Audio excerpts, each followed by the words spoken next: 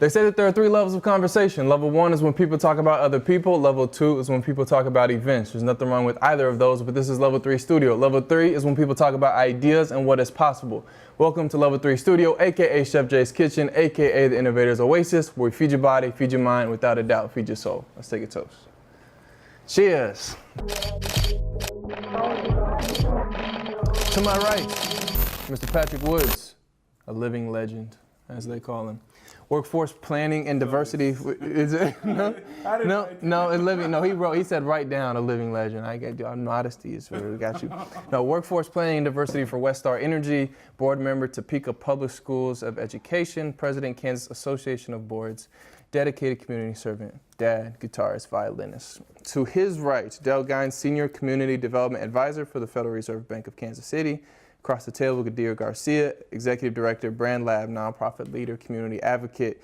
And to my left, Byrd, electrical engineer, hybrid designer, a guy that just enjoys perspective and apparently breaking the rules too, because that word is much longer than 7 characters.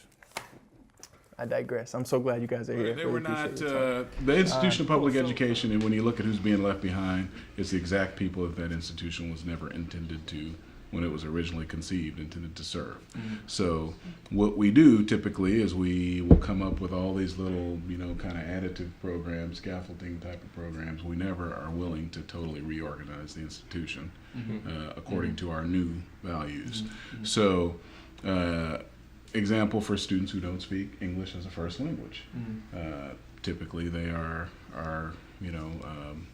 achieving at a much lower level and much lower than they should be. But we are an English language learner program, which I even hate that term because I think it foregrounds what society would tell you is a deficit. As opposed to, what is a benefit. Equal playing field, If we treat it as a benefit, and we thought, okay, so we already have a resource here of students who speak another language as their first language. Let's put these students in a school that is targeted toward language equity, which is a lot different than the old method of we're going to take you and the language that you originally speak and, the culture that's inextricably linked to it, and we're going to fix you. We're going to supplant it with, this other thing with English, which is, so i.e. the message is your language is inferior and the culture that's linked to it also, we don't need that either. We can do without also, yeah. So, we rebuild the institution, and we've done that in Topeka. We have a school that is a dual language school. We situated it in our heavy native Spanish speaking area. So we engineered the enrollment. It's a magnet school. So 50% of the students who attend there are native Spanish speakers.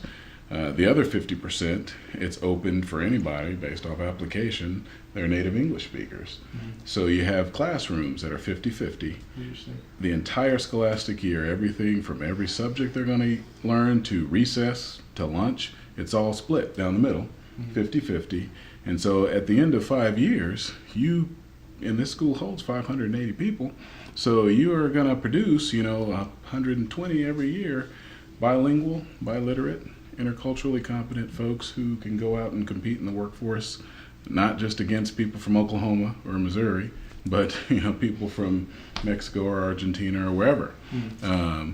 We know we need to do more of that, but trying to scale that's when it gets tricky. So when I look at when I look at news, I'm usually looking at human stories like that, and whether it's the stuff that's in the news right now about the debate over immigration policy and the lack of a comprehensive immigration approach at the federal level, or the Attorney General's ruling yesterday, his decision to decide that domestic violence and gang violence are no longer grounds for granting asylum in the United States, which to me is it's bizarre. And there just tends to be a general negativity toward specifically, people who are native Spanish speakers, or I guess, from the other, as Donald Trump, is 45, referred to the, countries, the whole countries. There just tends to be negativity toward those folks. So I'm usually trying to parse through people's statements, see what they Find those think, and stories that if I really hear gravitate. some value statements, Yeah. you start hearing what people really think and what they believe, Good and value. what can we do in our communities to alleviate the Put plight. impact on that. Yeah. Dell, how about you, man? Like, what processing information and applying it? And Patrick, you made me think about a good point, which is then, like, what are your indicators that, like, you're making progress on those things that like you're making an impact with applying that? With the knowledge? Yeah, with what you're taking Well, in. I'm very pragmatic. I mean, I don't really watch the news. I just do world-changing, nation-changing stuff. That's what I'm talking about, man. But I'm blessed because that's the way I'm wired. When you do your Gallup strings, I see the book up there, strategic and futuristic, and I build stuff and I move systems and I leverage the power that I have to make that happen, and I use information to fuel what I want to achieve. Like with conversations we've had previously, entrepreneurship-led development, we're changing the nation in how people do development and think about development. This year we're doing inclusive ecosystem building. We're going to change how people do entrepreneurship ecosystem building, all of that. And so take some time to break that my down. data is pragmatic. My information's pragmatic because I don't have time for anything else. I'm finishing up the PhD. I have the business. I do the work that I do at the Fed and do the community stuff. So everything that I consume for a particular purpose, like I'm not talking about my basketball Facebook group. Right. And I'm not talking about, I'm a big sci-fi junkie, so my book's on tape because I travel all the time. Those are kind of things where you say Kind of detox from, decompress, I detox with. Yeah. That kind of stuff where you can go back to being the guy from the community with people that think like that. But when I have to have data or information, it's very pragmatic and particular to the things that I'm trying to create and the things that I'm trying to achieve. And so that's kind of how I'm a consumer of data. I can't even tell you the last time I read a newspaper. The only time I see the news is when I'm at the gym, and you have to, because it's what's on the screen. It's what's on the TV. And so that's how I approach it. What I have done, and I had to do this, is an evolution. Of what you do is try to be more intentional about the relationship side, and so being more intentional about, how do I keep up with you, and how do I feed into you? And I'm talking about different than the people I mentor or the people that you associate with, but just that getting back to some of that more, how do I keep this human interaction with people so that I can understand where they're coming from and how to best support them, their ambitions, and then ultimately help pull people together so we can do things at scale. Because that's the way the world has always been that way. We talk about collaboration is new. Social media's allowed us to connect in different ways, but the fundamental principle of change is always the same. It's how do you organize a critical mass of people to do something different than what has been done before? And when I was young, how old are you now? 27. So when I was young and cocky like you, I felt I didn't need anything. I felt I didn't need anybody. But as I got older, it's flipped, and you need everybody. Or you don't need everybody, but you Has need. your scope of what you're trying to accomplish changed though? Has that grown? Is that why? Everybody asks me that. So what I have done is evolve. My intent has always been the same. So when I counsel people or talk to people, I say you don't have to know exactly and specifically what you want to do. But most people have a framework for the things that they want to do. It could be this big. Right. So, when I was your age and younger, it was this big. And now it's very more particular to how do I leverage these kind of particular changes to affect the world, or particularly the nation, the way that I want them to, based upon where I'm at in life, the institutions that I'm with, and the goals that I have. Has it been like your evolution of who you're working with or associated with, or have you just refined your own vision of this is the thing I want to do? It's a combination. So it's very much a combination. So I can go back 20 years and say that Black power through Black economics has been my priority. But how you do it becomes different. Right. And then you come to the Federal Reserve, and now I have this institution that can support my vision. I just have to keep it expanded so that I'm working with people in rural, I'm working with people in urban, I'm working with women, I'm working all of these other things. But fundamentally, I'm still moving towards my objective within that context. So that's, so it's been more sophisticated because that's what you do as you mature. I start saying, okay, well, we need more black businesses. Start trying to just kick doors down and see if you could pick the lock or We something. need more, because you say, well, you need more black businesses. Okay, well, yeah, that's great. And you can do a training, business plan training or whatever. But then as you evolve and you start understanding, you learn more about the world and different dimensions of it, you realize it's systems. So now you have to influence systems that then in turn influence businesses and institutions and things like that. And so that's the natural. I think we put too much burden on young people to have it all figured out. And they can't live up to that burden. You need to give them space to evolve based upon the way that they want to see and change the world.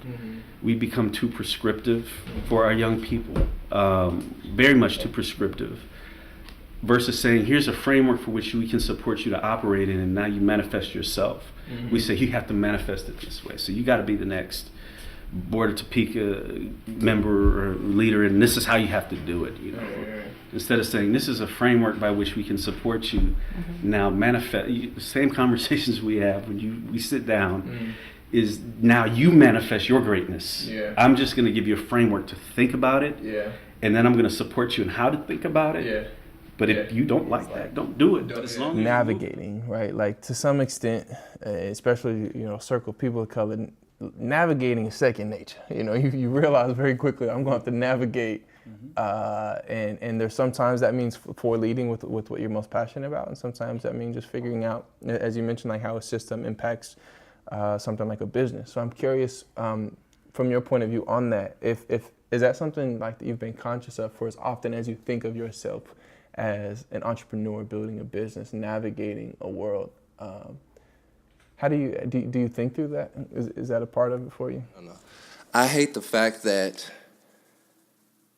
a lot of people of color, we have this sense that we have to navigate. We have to figure out how to play by somebody else's rules.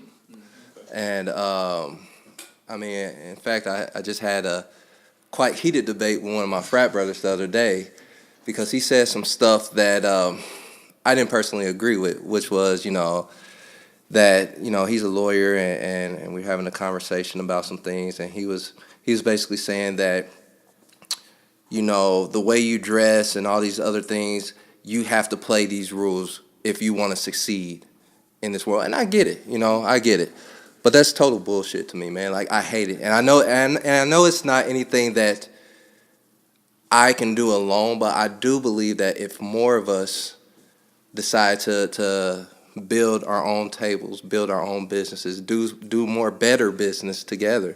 Things such as like how many minority-owned businesses are heavily pushed to certify their business as a minority business enterprise.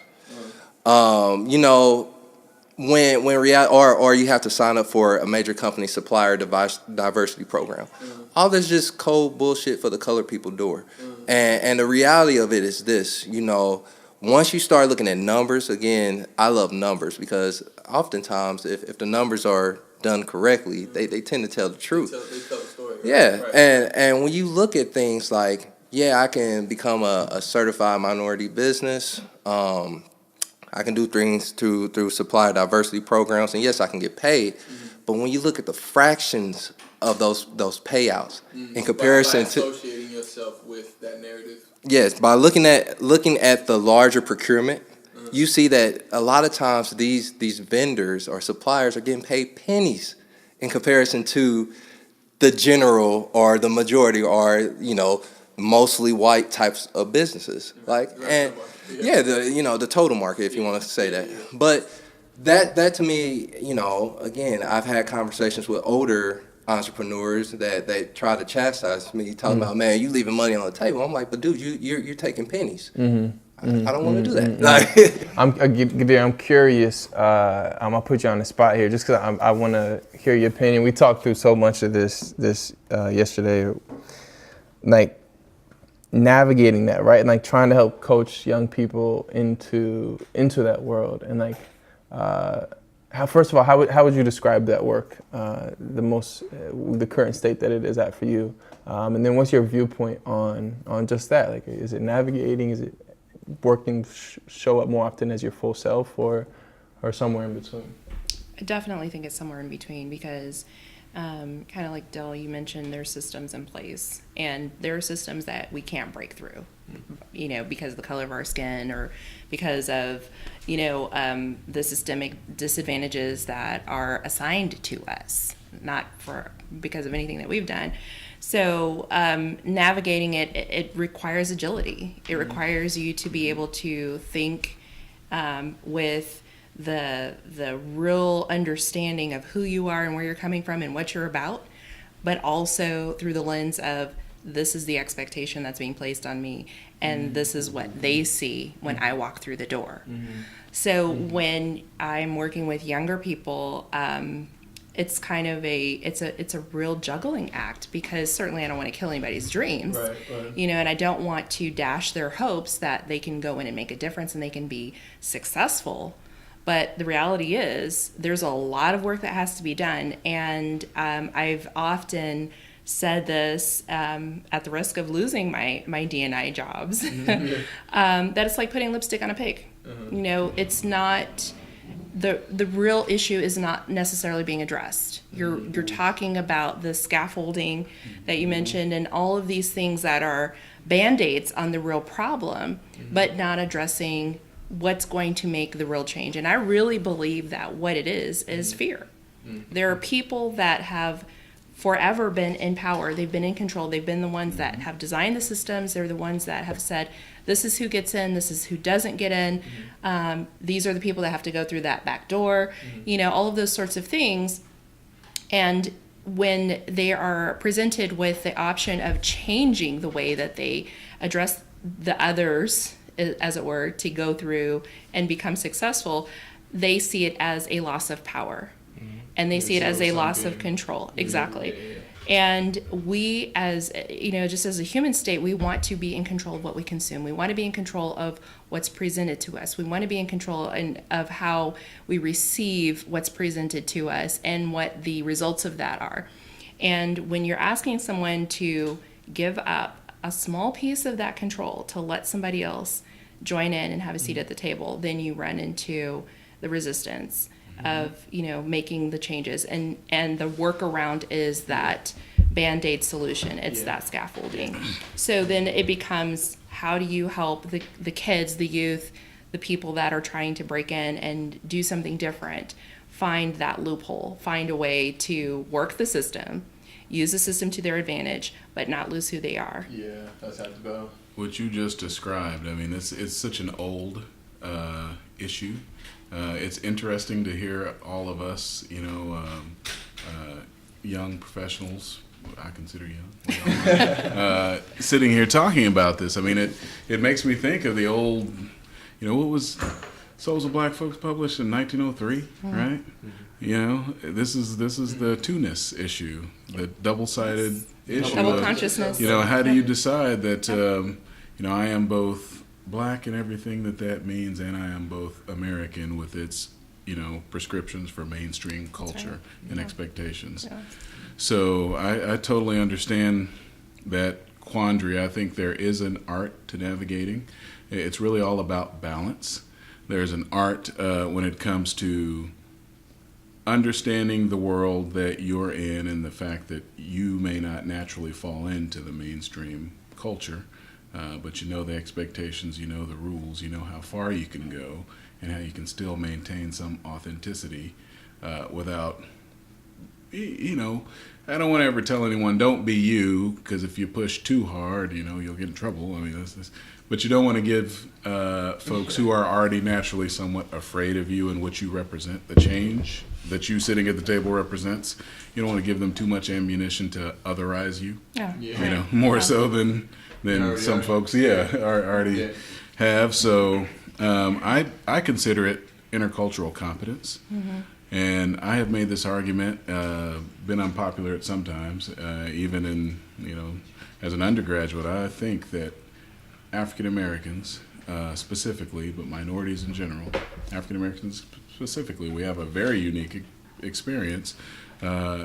Usually typically have a much higher level of intercultural competence. And for all of the folks that, you know, I was a study abroad student a couple of times, all the folks that I went abroad with, the folks who typically knew how to blend in the best, diagnose the situation, figure out what the rules were, and how to Find all the get in where I exits. fit in. Yeah, find the exits.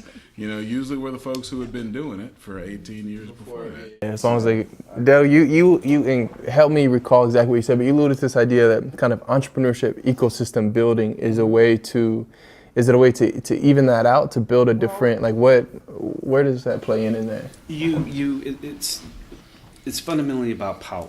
At the end of the day, it's about power. And so for us, all the conversations that we have are just wrong. Like all the national conversations we have as black people are wrong. In my opinion, these views do not necessarily reflect the views of the Federal Reserve Bank of Kansas City nor the Board of Governors. These are my own. I forgot to give that disclaimer.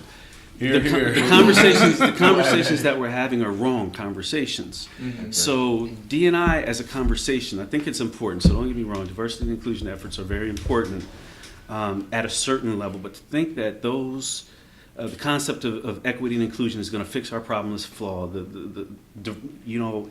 Equity, interculturalism, it's all flawed. We've tried it in different iterations through the past, and as long as the systems in which we operate in remain the same, it doesn't matter what you title or what methodology underneath them that you try to follow, the results will be the same. And this is why you see these things replicating, even in spite of the fact of demographic shifts, economic shifts, all of this stuff, post and pre-industrialism, agrarian, industrialism, tech, all of this different stuff, and our condition is still the same. It's still worse. Sure. 50 years after civil rights movement, our condition is exactly the same statistically when you look at the numbers and the data, and yet we keep trying to think that the things that we're doing are working, and so we double down or try to scale that. Mm-hmm.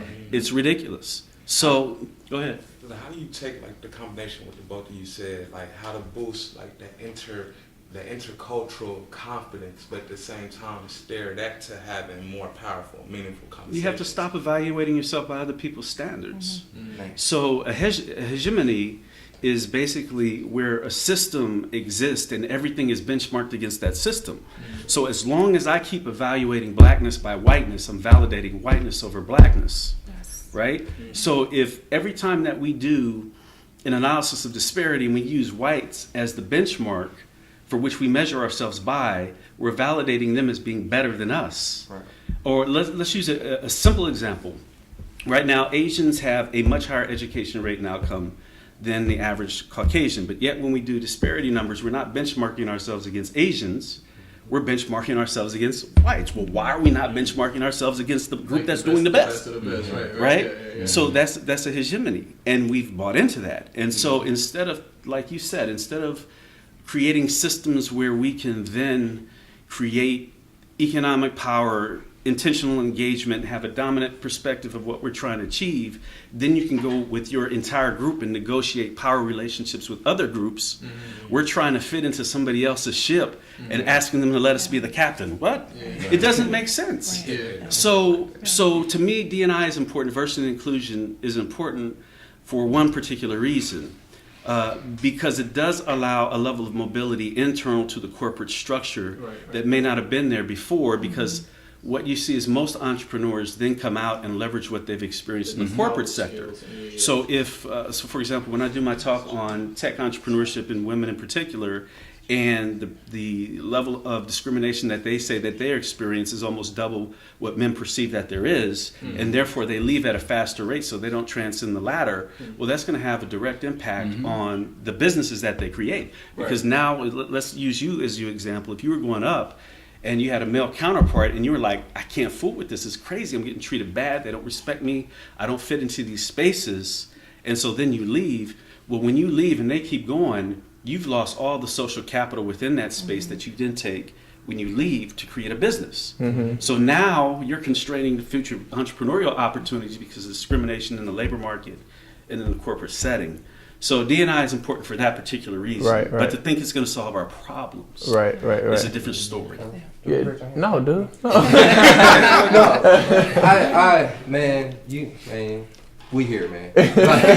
I believe the same thing. And to me, I like simplicity, and what I summed up to is basically all this stuff is simple. It's simple. As a country, as Western culture, and you can argue and say the world, we tend to always want to treat symptoms instead of the actual, Of course. the root cause of it. Because that And- hurts sometimes. Yeah. That comes with conviction. Takes a Go lot try more to work. have a conversation about slavery in any college course or any, see how it goes for you. I mean, Yeah, so Well, we weave that in, man, with like practical. Like, what are the things you intentionally do? Just having that knowledge, having that awareness, like. all right, so Dell, right? So I agree with Dell 100% in the terms of, if you would have asked me this 3 years ago, I was like very much like really pushing, rooting for D&I really hard until I found myself doing cross-cultural strategic branding. And I was working with companies and trying to consult with them on how culture, in the sense of even thinking of it in terms of global culture and cultural competence, and how that can really help move a brand and move a business forward. Well, I'm having these conversations with CEOs of certain companies, ad companies, all around, and what always happened was it will always fall back to, well, can you help us recruit? How can we get more diverse or people of color into our talent pipeline? And every time I say that's not the challenge. The challenge is, how do you empower those people once they get into your organization? Mm-hmm. But that's where it always falls on deaf ears, and it's just like, well, we'll call you back when we're ready. So after doing that for so long, exactly 3.5 years, I realized that I know that the overall idea isn't bullshit, but where people and specifically companies is bullshit, man. They're not ready for it. So to get back to what you were asking, what am I doing? So me, I'm huge in intent. Like, what can we do? What can we do as people to make change for ourselves? So one thing that I've done after those conversations, I created a technology that analyzes performance reviews looking for hidden bias in the workplace. And I've been trying to sell that for a year, and guess how many sales I got? 0. Come talk to me. I'm gonna come talk to you. You gotta sell. But 0. And the number one thing, the feedback we always hear is, oh, well, what if this information gets out? I get that from a legal perspective, and we get into a class action suit. But if you're gonna get sued over discrimination, why not have information up front and say, we know about this, this is what we're doing? That's because they don't want to know. So, and in fact, the company actually told me once that they're being ignorant is bliss for them. Not knowing makes more sense. And that really scared me, because that spoke volumes. So again, that's why I'm saying, like, if we're gonna have change and real conversations, we need to quit talking about symptoms or trying to address a symptom, and let's get to the root cause. Idea of empowerment. I'm curious of your opinion on when you said it's essentially like not fitting into the mold of we'll just say how you should look or how you should behave, and that if more people would jump ship and be on the other side of a different norm or different that could exist, like what are the things that most influence that culture to exist? More people saying I will vie inside on the other side of what may seem, for some, the most extreme idea could be like, that's just impossible, right? To the more realistic of just, I don't know if it'll happen in my lifetime. I'll put it to you like this. How many kids, y'all work with kids, how many kids say they want to be play in the NBA or the NFL, or they want to be the next LeBron? How many kids say that? Far too many. All right. my goal.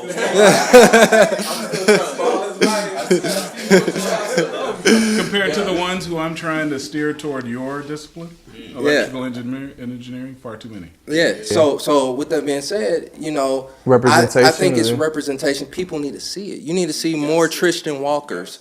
Oh, I'm not saying LeBron is wrong, but you need to see people like Tristan Walker who started Bevel.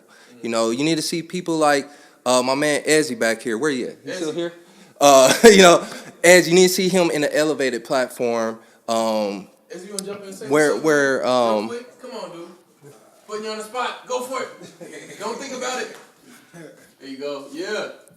Hey, I'm Mezzy. Nice to see you guys. All right. What's up, Yeah. guys? What's up? But All right. That's all I got. But you need to see more people like that. Just the same way that on the tech side you'll see Jeff Bezos, Mark Zuckerberg, all those cats. There's a brother over in St. Louis that owns started Worldwide Technology, black man, billionaire in this state, and I just learned about him like 3 years ago. I'm like, yeah, he's still in St. Louis. So but to me, that's representation means everything. Just to see, and it's not just about impacting little boys and girls of color. It's about impacting everybody because they see that. You know what I'm saying? And it's no longer like You break people's caste. Yeah. Unfortunately, you and me especially, but people of color in general, but especially young black males, we tend to be the object, the blank canvas that everybody wants to cast their worst fears upon. Mm-hmm. And so we break the caste if we can see somebody actually doing something successful. Right. You still will have to suffer through people being, oh man, boy, he's really articulate for a black man. That Barack Obama is articulate, huh? But at least you start slowly breaking the case. I just had to say this before we go forward. Representation does not beat systems. Right. Well, I agree with you. So representations only move on the very narrow margins if you don't have systems in place that allow them to manifest and access certain things about themselves that they previously had not the capacity to do. Until we figure out that we need to create systems that reproduce in our children greatness, then and connect them to the symbolism. That's how a good culture interacts and produces what we need to do at the next level. I agree with you. I'm sorry. Oh, I apologize. I was going to say, I think you're absolutely right. But to the point of representation, there is a tie-in because President Obama was an anomaly, right? So when you have representation, then you start to normalize and you start to create this visualization of a new normal. And then I think it feeds into the systemic changes that we all want to see. But when you have this anomaly and you have, how many of you are working with youth that are still talking about Martin Luther King, God bless him. But how many people have come after him? How many people have impacted our community, but we're still stuck on the same 8 people every Black History Month, right?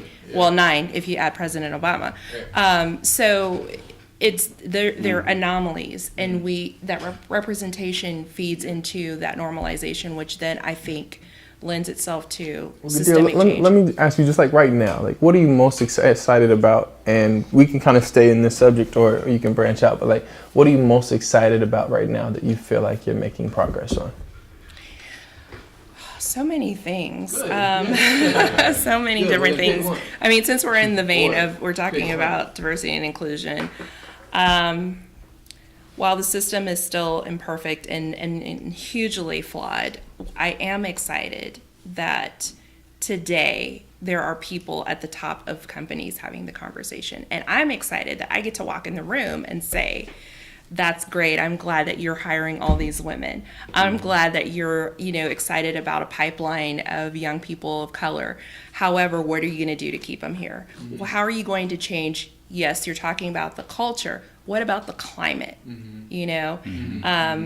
Everybody, people here, the United States is the land of opportunity, right? My father's an immigrant. And that's what I heard growing up. We live in the land of opportunity. Don't waste your opportunities. But when you get here, what's the climate like? So what are you going to do to change the actual climate? What are you going to do to make sure that person that you're so excited to put on your roster as a look what we did ends up staying through, the next round of promotions? That gets, promoted and titled, and then also gets the opportunity to make decisions in the organization. What are you going to do about that? So I'm excited that I get to be the person to ask those questions. I'm excited that I'm the person that gets to push back and say, high five to you for having the thought, now let's really do the work. Yeah. And then making it happen. Is the work really happening? I think it's happening some places, sometimes. I think there's a lot of inconsistency. But it's unfortunately our burden, again, to make it happen. You know, we're the ones that see it, we understand it, we know what it needs, we know what doesn't work. So we have to, again, lose sleep and sacrifice to do the work. Because if we don't, nobody will. Before we wrap up this segment, one thing I've been trying to include more in this segment is kind of thinking hyperlocal about Kansas City. Like, so in that regard, like, is there anything that you feel like for the folks who spend time here or that know of, like, that you feel like is unique about Kansas City or opportunistic about Kansas City, that's moving the needle in any part of this conversation? Kansas City is unique. I don't know if this is opportunistic or not. I think it's a little bit of both, shooting ourselves in the foot, but it's kind of a good thing. The city is insulated. So if you work downtown, you live downtown, you're spending time downtown, outside of a particular specific neighborhood downtown, you see diversity, right? You see folks of all colors going to and from. There's schools downtown now. So you're starting to see a real shift in what downtown Kansas City looks like. Now, if you're outside of downtown Kansas City, then you start to really see, you know, the old school Kansas City. But I think there's opportunity to model in that tight space of downtown. Yes. And of where Kansas City can go. Exactly. What about you, Luis? We'll give it a turn in on it, man. Where's Kansas City at for you right now? I think Kansas City has, well, since the 8 years I've been back, it definitely has evolved slightly. But you know, my perspective, my perspective or scope is a little somewhat limited in the sense that I've been so involved in the entrepreneurial space. So with that being said, I think we still have a shitloads of way to go. And a lot. Yeah, man, it's I mean, we have a very long way to go in terms of just, you know, I think I shared this with you when we first met, Nick. Like, I believe that every city has a spirit of some sort, you know, and Kansas City kind of has, you know, maybe like two spirits, and one being, in my opinion, you know, this is my opinion, no one else's opinion. But in my opinion, our city has kind of two spirits. One being complacency, and the other one being silos. Like, we really don't branch out, like within Kansas City. So speaking about the entrepreneurial community, you have a lot of people in that space, but then you have those that are like really within that space, and they all kind of work together. They pass money amongst each other. And then if you're an outsider trying to break into that, it's damn hard. Into that space, yeah. Or you can get in like to a certain degree. Like, you could come out and speak at a panel discussion, but when it's time to do it like business, it's kind of like when it's time to like cut checks, it's like maybe next time, you know. And that's one of my personal challenges. And then in terms of complacency, it kind of ties directly into that. It's like, you know, how long did the Royals suck, but people still went and supported that team? Or if we talk about barbecue, you know, people still claim up and down Gates is the best barbecue. And there's plenty of people that can compete and that might be better, you know? I'm not saying that. Have people, I'm stressed out, overstimulated. What you want? Nothing from you. I guess I can say that because they're nicer. They do say, hi, may I help you? They say, may I help you? Hello, sir. What would you like today? right. You have a long day. I would love to serve you. That's what I want. It's too much pressure, man. I don't eat a lot of meat, so I'm good. But you know, that spirit of complacency is, you know, it's kind of like a lot of our city spirit is if it's not broken, don't fix it, or we continue work or supporting who's already there. Yeah, the things that are already there instead of like Trying to looking be for on the something cusp new. of taking Breaking it. out. So not very risk oriented. Was Yeah. that part of it? Very risk adverse, I guess. I want to follow with you because it's in the entrepreneurship space, and you're right. It was a big difference when I first came up here from Omaha to Kansas City, that the differences of the culture, because it's like I've been telling people, it's like in Omaha, when the power people get in the room and they say that they want to do something, it's done tomorrow. Yeah. In Kansas City, when they get in the room and they say they want to do it and you think it's a done deal, they're still talking about how to do it or who should do it or whatever, Yeah. 6, 7, 12 months, 2 years, 5 years, 10 years later. That's the biggest Do you know difference that I what's saw. at the heart of that? It's just culture. Yeah, just but, the culture. but more specifically, I'll tell you some cool stuff that I'm doing since what was the question again? Because I want to be What's just unique about yeah. Kansas City? So cool stuff in Kansas City. So this is what we're working on this year. So we're working to build out the minority, predominantly African American entrepreneurship ecosystem. I'm working with the EDC on doing that to launch the accelerator. But one of the things that I really push back on them, and working for the Federal Reserve is a blessing because I'm beholden to no one, and plus when I come up, I'm usually an outsider and I'm a technical expert and I'm one of the best in the nation in my space. So I can come in and I can say something that probably would be received a little bit different than somebody that's local. So I leverage that power to the degree in which I can, because I can be a disruptive force into your system to move it down a particular pathway. And so one of the things I really pushed back on them as we were going through this process is I said, I'm doing nothing with you all unless you do some extensive community engagement within the community, Black community, so that we create this sense of, we're in this together versus top down. It's not just KC, it's most places, they're top down. And then they wonder, well, why don't these Black people, why don't they participate? Well, because you never engage them. It's not organic, it's not communal, it's not driven by the ecosystem. So we've been working down that pathway with the EDC. But even today, before I came over here, I didn't realize so close to sitting down with Buddy. He started telling me this, well, I'm like, why do we do this? So I mapped out a whole system and a potential program of operation to simplify the process of going from ideation to venture capital for Black and brown people and control it outside of the traditional fashion to where it's a one-off for you. So now you got to figure this whole network out, right? This whole process. I mean, you may have a super idea and it's highly, would be great in the marketplace, but now you got to figure out, how do I access this network, this entrepreneurial network, this startup community, all of this stuff? How do I access the players to put around my team? And then how do I access venture capital? Right. Well, what we're sitting in trying to do is streamline that and move it from like a stock where you would invest and go up and down to a mutual fund type system to where we can get high talented people with great ideas that don't know anything about it, the rest of it, put them into this black box tube and move them through this process as long as they're consistent to make the benchmarks. Those are the things that are happening here. Across the river, we launched a cool church-based entrepreneurship training program through a program on Our Community, Our Business. We're trying to embed entrepreneurship in the culture. We partner with the FDIC, 4-week training program. All I need these Black churches to do is say, I will open up my doors, I will give you space.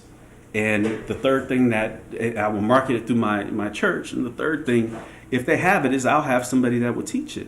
And it's a way to what we're trying to do, what I'm trying to do in particular with this and what we're trying to do collectively is to embed entrepreneurship back into the Black culture using neighborhood organizations and churches. And so we're in the process of scaling that up. So those are all things in your marketplace because you have the beautiful thing about Kansas City. Unlike Omaha, unlike Topeka, unlike Wichita, unlike Denver, these other places where I go, Oklahoma City, Tulsa, wherever, is that you have all the pieces in the place. Everything is in place to do what you need to do. The challenge is you don't have this activation, this catalyst around your Black community here that says this is a pathway that we want to go. You have some key players. Would you attribute that to leadership, or like what's it's we have to do a lot of education around why this is important. Because I speak all around the nation, and I speak in a Black community, right? And I'll give my spiel. Y'all heard most of it, not the best parts, because I keep that off camera. But you hear my spiel, and invariably, black people in the audience come up to me afterwards. Dale, you right on. I'm sitting in the crowd nodding, almost church, Holy Spirit, passing out, dancing or whatever. They say, I'm on board, let's figure this out. I leave, and then they do a prayer walk because somebody got shot. Or they try to start another nonprofit for social justice purpose. And I'm sitting to myself and saying, what is this disconnect between them intellectually agreeing with what I say, being enthusiastic about it, but then going back down into the same pathways? And so I just accepted the fact that those of us who believe that there's alternative ways to do things, have to do a better job of telling our story. You have to do a better job. It's incumbent upon us to do that. How do you, I'm curious if any of you have any practical ways of this, then if you, as you work on that story and you cultivate and you craft it, how do you deploy that story then? Is it just through your daily life and the people you interact with and that it comes together, or is there a unique way, do any of you have a unique way in which you work to deploy that story? Well, for me, it's really a product of using your network, your Rolodex, figuring out where you fit in all these places. And while it may not sound like it, I may sound like a softer, smoother version. We're essentially saying the same thing. I'm just trying to figure out why you still have a Rolodex, man. I was just going to say, you say young professional, and he said Rolodex. Wait a minute. I was a young professional who quotes a book from 1903 and discusses a Rolodex. But, I'm more interested in trying to tear down the old institutions that were built on faulty generalizations. Yeah, that's beautiful. So when you start looking at all of these institutions, whether it's the financial sector or whether it's public education, which honestly really is supposed to be the one institution that's all about personal development of the people who flow through it. After you get out of that, then nobody cares whether you develop yourself or not. We're not giving you money unless you do what we want you to do. Or whether it's health care or any of those things. Those institutions were all built, with clientele in mind, and for the most part, people who look like us were not a part of that. So any opportunity I get, whether it's through the Health Foundation or whether I can actually get elected and become a decision maker, on a local school board, I'm going to try and tear apart those parts of the. So you're saying it's more so just never stop telling the story. Correct. Like at all, just keep pushing the story at all Keep times. pushing it and keep trying to change it. Yeah. Keep going after the institutions themselves. I don't want another after-school program in Topeka. I mean, they're great. And after-school people will probably see this, and I'll never get their endorsement again. But really, when I start talking about the achievement gap, I'm thinking about the actual opportunity gap. It's a larger societal gap that we're talking about. Yeah. Who shows up at 5 ready to learn? Versus who, and in my district you'll have both. So I'll have students who can read 6 and 7 letter words at kindergarten. They're fully ready to learn. They've been to preschool. It's privately funded, all those things. And I'll have students who show up where the median income is $12,000 a year. They will never have owned a book, and their teacher will spend extra, time on the unit where they're coloring inside the lines, because that's a key milestone to learning how to write your name. And when you start thinking about that disparity, of readiness. Yes. Yeah, at 5 years old. Who do you think gets left behind? I mean, you got one teacher asked to differentiate their instruction to meet that wide disparity, and that's an institutional issue. Yeah. If we were willing to actually shake up the good old comfy institution where, we got to admit people's jobs are tied to this institution and the money where it is, if we could take some of the money that we spend in other places, maybe do some good old quality early childhood education, have it publicly funded, which we're doing now in Topeka. But that was a hard fight. I mean, I had my last election, I had daycare providers come out, like daycare providers walking against me. But that's really what we've got to do. I think we've got to have more people in decision-making authority. And when you start talking about private enterprise, we've got to have more folks around the table who are willing to shake up the current institution.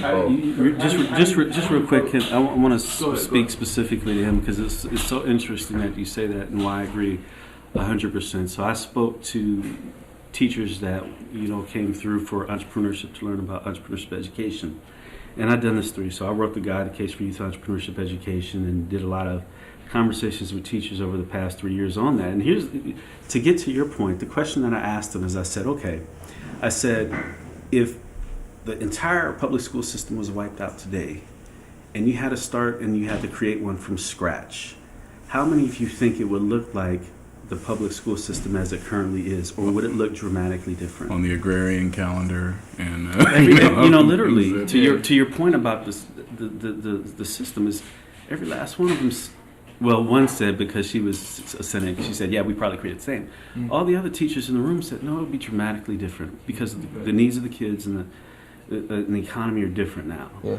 One thing that seems like is at the heart of a lot of this, you said, I think you used the word fear. Right? Someone used the word fear, and I guess juxtaposed to that is this idea of courage, right? Like, how have you all, like, what are the things that like really cultivate courage in your own lives?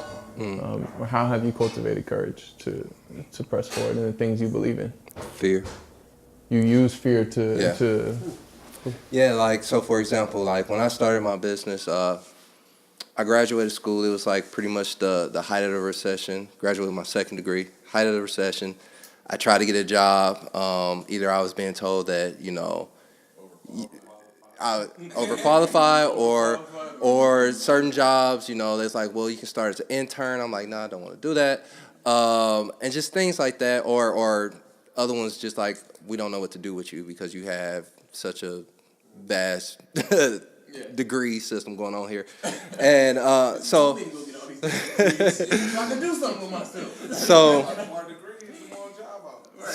basically for me, I've always used my fear of like, I always let fear be a motivator. That's how I try to look at it. That's my perspective on it is, especially in the entrepreneurial space, how are you going to make, rent for next month? How are you going to close the deal? How are you going to be able to take care of your family? Especially when I had my kids, like my entire perspective changed. Hey, Byrd, can you hook me up, man? Can you help me out? And, a few years ago, I'd be like, oh, okay, man, what's your budget? I can work with you.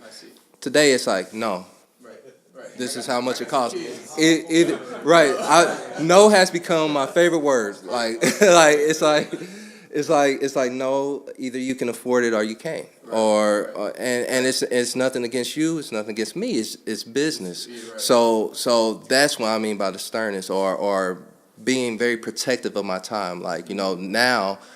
For a while, I would go out to random meetings and meet with people here and there. Let's grab coffee, okay, But now, man, I totally stopped doing that. I dedicate one day a week to do random ass meetings, and that's Wednesdays. Like, that's it. That is it. Yeah, and if it's not attached, if it's not a client, if it's not attached to the bottom line, get on my schedule for next Wednesday. Right. So thank you for having this on Wednesday. But that's basically, these are the things that I adopted and learned over the years. And a lot of that, 90% of that came from me becoming a father. It's like, I have to spend time with my kids. I have to take care of my family. I don't have time for this. Yeah.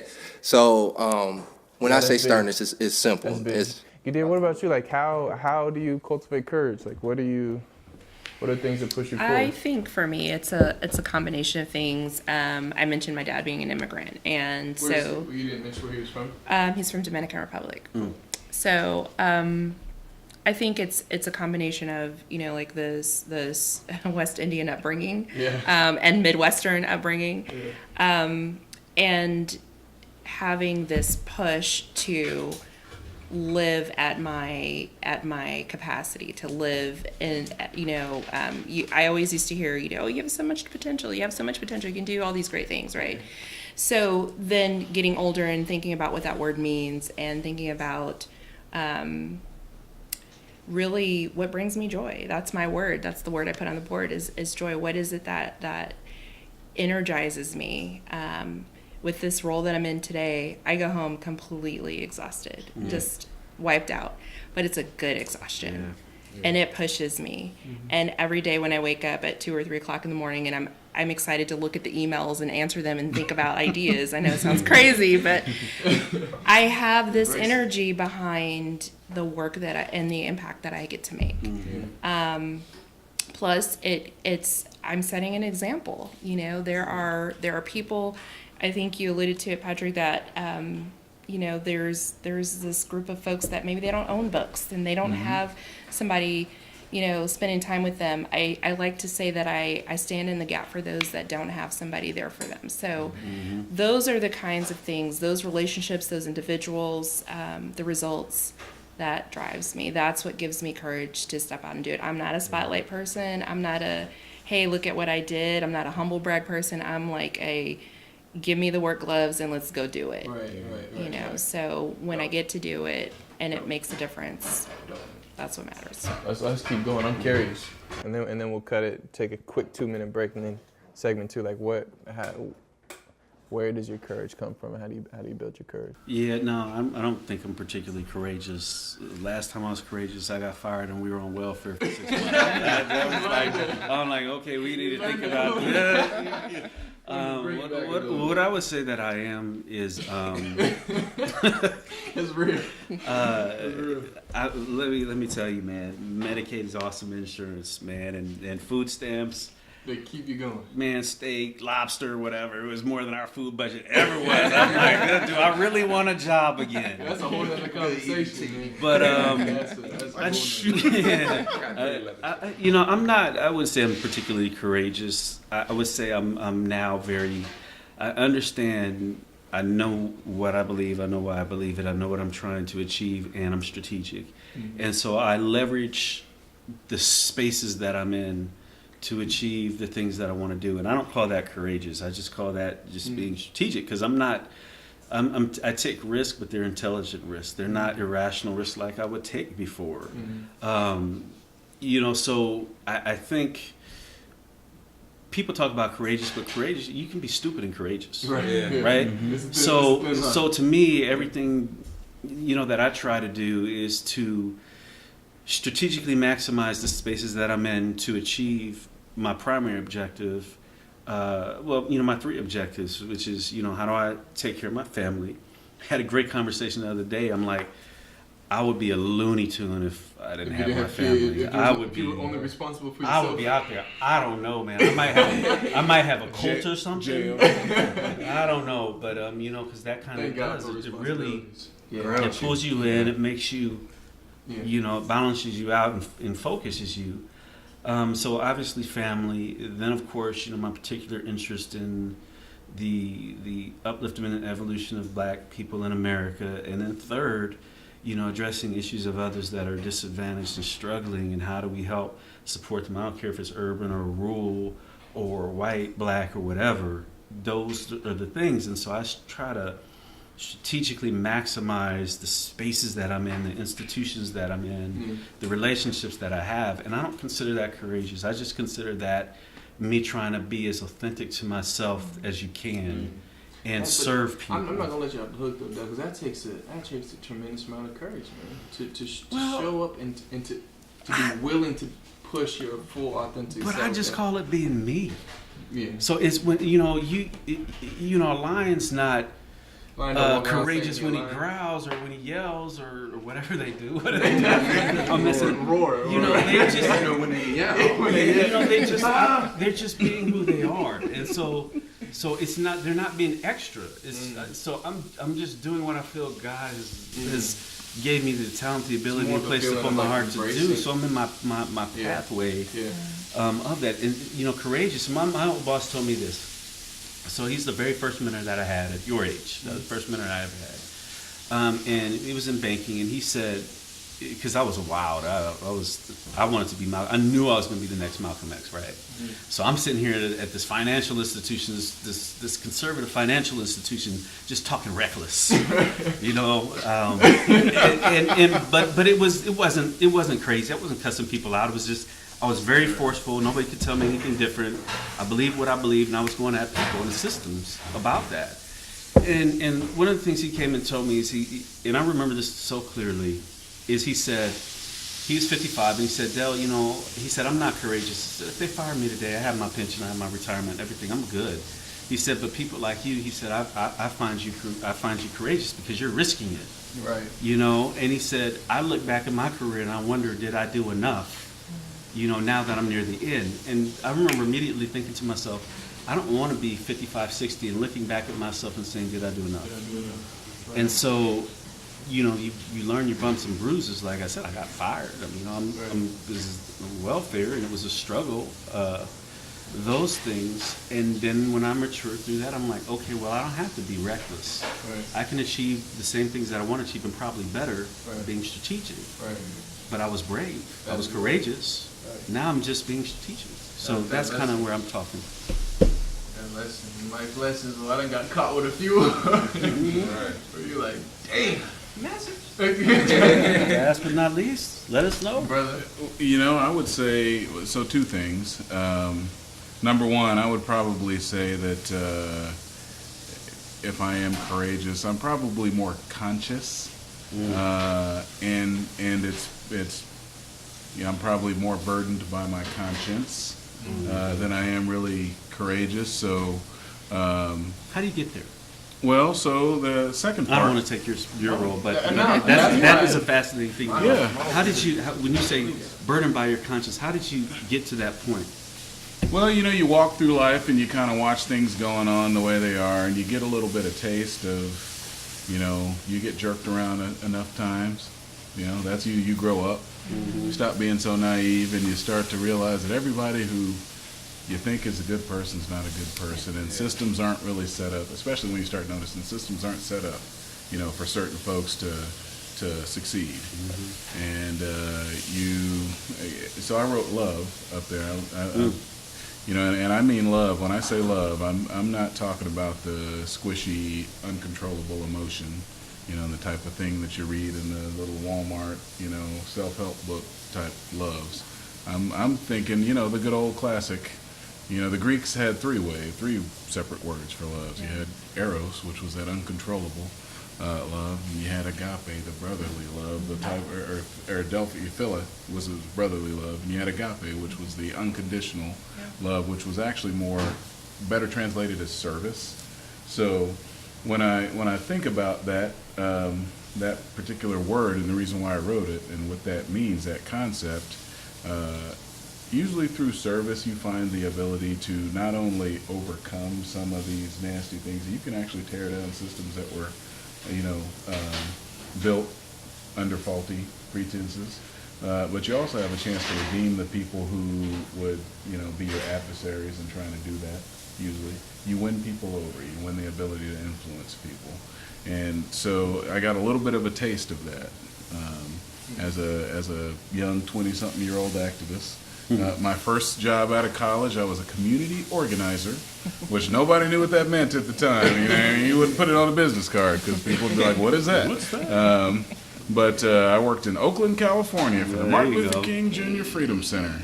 And we were doing youth nonviolence and ecology. We were situated in this beautiful park, so we were trying to teach kids and hopefully get them inspired about the natural sciences and also mix in some nonviolence education with it. And you got a chance to actually make a difference in the life of some of these young people. And so now, everywhere I go, and I see some of these same problems and these same systems in place, you just can't go through life and know that there are all these smart, talented young It's people. such a tough, and I fight this all the time, and I've been trying to, like, to your direct point of, like, keeping your time, owning more of your life. It's like, it's such a tough, I fight, and maybe it's just time, when time passes, maybe when I have kids, this will change. But it's like that constant, feeling that constant need, right? And that you always, this idea of like living at the brink of your potential, I'm like, I can give more, I can do more, I can impact more. But I'm at this weird point in life where it's like I'm realizing to some degree it's at the expense of my own well-being. Yeah. Wait till you start having children. Right. And you start feeling really blessed. The thing is, you start realizing how blessed you are. And I know it sounds cliche. You were talking about, this is cliche as hell, you know, like cliche. But truly, a life so blessed, you know, deserves to be lived in service and trying to make sure other people have better opportunities. Especially these folks, you know, who already have kind of the weight of the world, Wasn't it Mae West that, I'm going to butcher this quote, I think it was Mae West that said something about showing up, you know, in front of St. Peter, like completely used up and worn out, you know. This idea of wearing out rather than resting out, you know, and using the full capacity of your person and what you know and who you are and what you care about to affect your life and others' lives in such a way that, you know, I think there's some statistics somewhere, I don't know how accurate it is, about we only use, what is it, like 10% of our brains or something like that. What about our potential? How much of our potential do we use? How much of our spirit do we use? How much of our energy and our effort and our knowledge do we use to move through this life in such a way that it really matters? And wherever we end up, you know, we can, at our last breath, can go, okay, well done, good and faithful servant. I did that, yeah. You have to guard yourself, because I had that problem. As smart people, you can rationalize anything that you want to do. That's true. You know, Very true. Joel saying these humans are rationalizers, not rational, and it's true. So when I was going through, you know, like my whole 20s, what I realized is that I was always justifying doing community stuff at the expense of family and relationship. You know, and so essentially my values were misprioritized. It wasn't the fact that I was serving, it was the fact that there was an imbalance. And it really took me going through a lot of things to be able to see that and say, you know, no, family is first. Right. There's always going to be stress and drama and challenges in the world. You could have infinite time and never solve every problem. Right. So therefore, you have to step back, and that's what I teach the boys in prison. Is there's yourself and self, you know, your sense of self has to be at the center of the circle, and you have to have your oxygen mask on first, like they tell you on a plane, because if you don't do that, everything else after that becomes disrupted. Right. And I was unbalanced, and it was stressed my wife, and it stressed my kids out, and it harmed me financially, and until I could reorient that. I was going to ask you, what was the thing that... Well, when you spend a lot of time on welfare, you have a lot of time to think. That's how to right? figure it out. And then you have to navigate your way back from that and go through the trials and tribulations of that, and you have to begin to be critically self-reflective, which most of us aren't trained to do, and then you have to be sensitive to the needs of those other people that God has gave you charge over as the husband or mother, father or mother. Yeah. And because this is literally how I rationalized it. If I make my community better, it will be better for my kids. You know, which was technically both are true. It was technically accurate, Yeah. but I was using that in lieu of saying I need to be here for my kids, and then work on the community. Right. So it's everybody has to come to the balance internally. But most people don't think about that. It's a balancing act, I mean, especially if you're going to be in public service where you do something. Because somebody's going to always ask you for something. They are. They're always going to need you. People zero in on the doers. They do, want the no doers. doubt. Yeah. That's right. I mean, but you know, I mean, I do understand my first ministry, you know, is at home, really, and I just think that my spare time, the fun stuff I like to do. Instead of going to watch movies or whatever, I'm going to go do some kind of service. And my kids usually come with me. I want that to be a fundamental value of theirs. I want them to think that, you know, it is their responsibility to try and make sure people around them can come closer to fulfilling and realizing their God-given potential.